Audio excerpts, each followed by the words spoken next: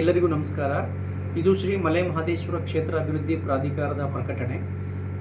ಇತ್ತೀಚಿನ ದಿನಗಳಲ್ಲಿ ಶ್ರೀ ಮಲೆ ಮಹದೇಶ್ವರ ಬೆಟ್ಟ ಕ್ಷೇತ್ರಕ್ಕೆ ಪಾದಯಾತ್ರಿಗಳು ಹೆಚ್ಚಿನ ಸಂಖ್ಯೆಯಲ್ಲಿ ಭಕ್ತಾದಿಗಳ ಪಾದಯಾತ್ರೆ ಮುಖಾಂತರ ಕ್ಷೇತ್ರಕ್ಕೆ ಆಗಮಿಸುತ್ತಿದ್ದು, ತಾಳಬೆಟ್ಟದಿಂದ ಮಹದೇಶ್ವರ ಬೆಟ್ಟದವರೆಗೆ ದಟ್ಟವಾದ ಅರಣ್ಯ ಪ್ರದೇಶದಿಂದ ಕೂಡಿದ್ದು, ಅಲ್ಲೂ ಕೂಡ ಪಾದಯಾತ್ರೆ ಮುಖಾಂತರ ಬರೋದ್ರ ಮುಖಾಂತರ ತಮ್ಮ ಸೇವೆಯನ್ನು ಸಲ್ಲಿಸ್ತಾ ಇದ್ದಾರೆ.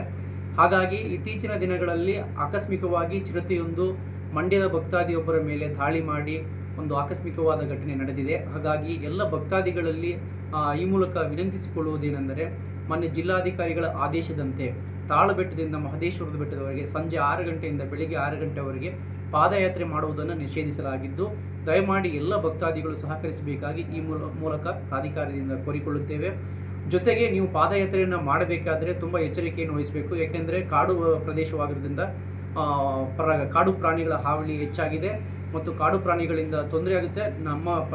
ನಮ್ಮಗಳಿಂದ ಭಕ್ತಾದಿಗಳಿಂದಲೂ ಕೂಡ ಕಾಡು ಪ್ರಾಣಿಗಳಿಗೆ ತೊಂದರೆ ಆಗಬಾರ್ದು. ಹಾಗಾಗಿ ಈ ಮುಖೇನ ಎಲ್ಲ ಭಕ್ತಾದಿಗಳಲ್ಲಿ ಕೇಳಿಕೊಳ್ಳುವುದೇನೆಂದರೆ, ಸಂಜೆ 6ರಿಂದ ಬೆಳಿಗ್ಗೆ 6ರವರೆಗೆ ಯಾವುದೇ ಭಕ್ತಾದಿಗಳು ಪಾದಯಾತ್ರೆ ಮಾಡಬಾರ್ದು ಅಂತ ಹೇಳಿ ಈ ಮುಖಾಂತರ ಕೇಳ್ಕೊಳ್ತೇವೆ.